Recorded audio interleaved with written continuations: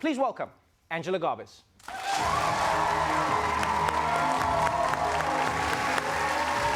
Welcome. Thank you.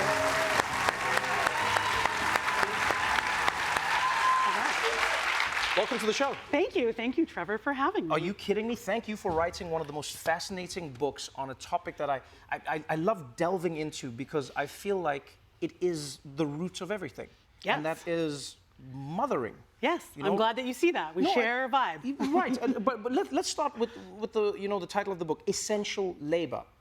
You wrote this book, based on an article that got acclaim from everyone. I mean, mothers all over the country read it. Some people around the world read it. Even people like Melinda Gates and Elizabeth Warren chimed in and said, "Yeah, this is spot on." What do you think people have been missing about mothering for so long? Sure. I mean, I wrote this book. Part of it came out of the grief and loss that I felt at the start of the pandemic.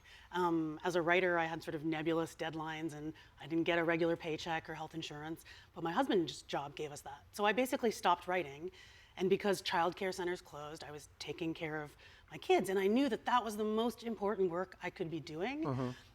But it also, I felt like I wasn't getting any recognition for it. Right. We were hearing about essential workers, healthcare workers, sanitation workers who are, yes, essential, but we were never hearing about parents who were working 24/7, trying to take care of their families, trying to keep communities safe. And that's really where, this is what I know you understand is that domestic work, mothering, we do it to ourselves every day, feeding ourselves, taking a shower. Right. Without care work and domestic labor, this is the work that makes all other work possible. The idea that domestic labor is somehow less valuable than quote unquote professional work I just think it's a myth.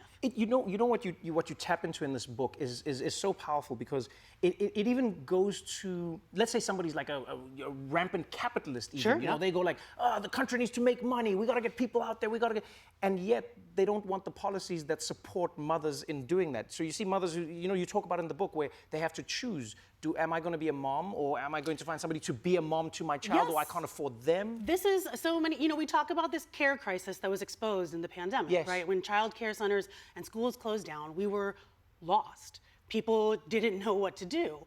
But many of us have always known that, until your child is age 6, in America, you're really on your own. And there are many people who are choosing between, should I put my child in daycare or should I work? Because it's really about the same amount of money. Right. Right? But so studies have been done. So Oxfam has a study that if women in America were paid minimum wage for the amount of domestic labor that they do unpaid right now, it would be worth $1.9 trillion per year. Wow. So talk about putting, a value on that. That is part of our economy. And that's a thing that we just have not reckoned with in this country.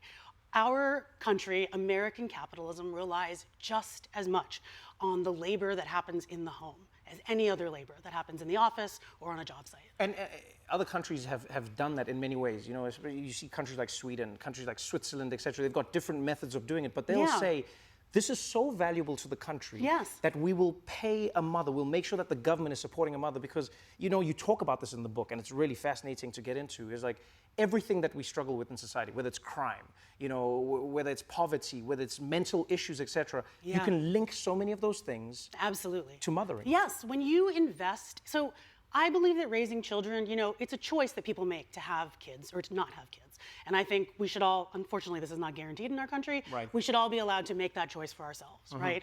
But whether or not you have children, raising kids is a social responsibility. And when we invest, no one gets to adulthood without someone taking care of them. And that's their parents. It's also beloved aunties. It's a preschool teacher. It's a teacher, right? There's so many people who are part of that.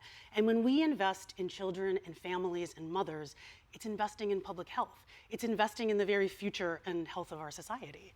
It's interesting that you also wrote this, not just as a mom, but I enjoyed how many prisms you look through, at the issue through. You wrote about it as a mom.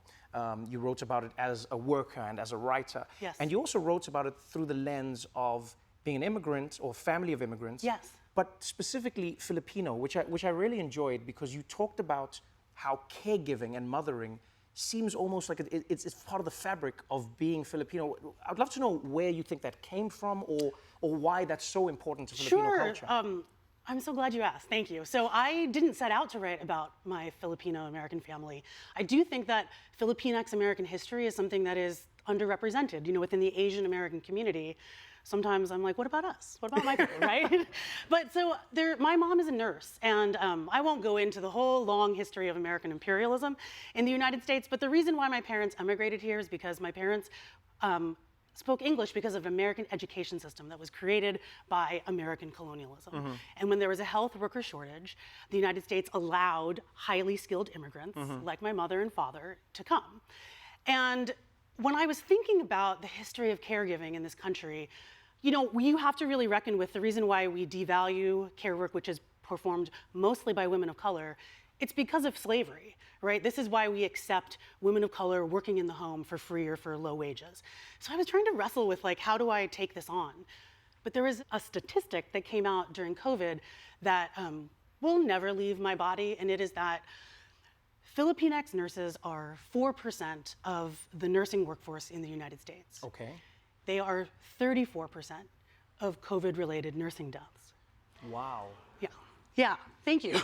And that to me, I was like, this could be my mother. This could be my children's grandmother. And it's because when Filipinx nurses came over, they tell me this is a familiar trope with immigrants here in the United States. They took jobs that white workers didn't want. Right. They took ICU and critical care jobs that were more intimate with patients' bodies. And since 2020, that means they've been caring for COVID patients. Right. And so they're dying in disproportionate numbers. Wow. And that's really where I was like, wait a second, there are so many ways into this story of caregiving in America, right? But I realized I could tell my family story, and it's all of the same forces that are happening. It's capitalism, it's colonialism, it's exploitation, right? It's white supremacy. These are the things that we are living with now, and I see it in my family, and I see it reflected in this crisis that we're dealing with, which is going to outlast the pandemic if we don't figure out how to care for each other. How do we move towards a situation where women are not in a position where, as mothers, and you talk about in the book how mothering extends beyond just the cliched idea of what a mother is. We talk about communities, we talk about, as you say, the aunts, the grandmothers, they're all mothering in some way. Yeah. Do you see any viable solution? Do you see a world that we can get to where we say, oh, this is where the government could help. This is what we could do. This is where companies could help, etc. Yes. Well, so companies. At this point, I want the government to be part of this because we've privatized everything, right? I don't think that employees and employers and corporations are going to save us at this point. We've privatized all human rights in America, right? Universal health care, right? Education. We've made all of those things. It's time for government support. And I've gone through phases of being really angry and really disillusioned. But right now, my friend Ai-jen Poo, who's the director of the National Domestic Workers Alliance, who's part of a coalition called Care Can't Wait, and they formed during COVID to deal with this care crisis. There is actually, right now, senators are doing budget reconciliation on a bill that would put money into childcare, home care, and elder care. And so in this moment, if you're looking for something to do, if you've been affected by care, and I know all of us have been, you can call your senators right now and tell them to fund care. And this is not an opportunity that comes up all the time. So I feel hopeful, because there's an actionable item that we can do. I also feel hopeful because in the pandemic, what I saw when people formed pods, right? When people started having these play dates, that was people saying, I can't do this alone, right? We are not meant to take care of children, to take care of our elders, to take care of the disabled, to take care of the sick. We're not meant to do that in isolation. We can't. And I saw so many examples in the pandemic, we are surviving this not because the government sent us 8 tests. We're surviving this because we took care of each other. Right. And I see that all around me. And I think if we lean into that and continue, I don't want that to go away as the pandemic moves more into the rearview mirror. Right. I Keep want that more one part of it, more community, Yes. more looking after each other, and more honoring mothering. Thank you so Yes. much for joining me on the show. Thank you. I appreciate you so much. Essential Labor, a fascinating book, is available now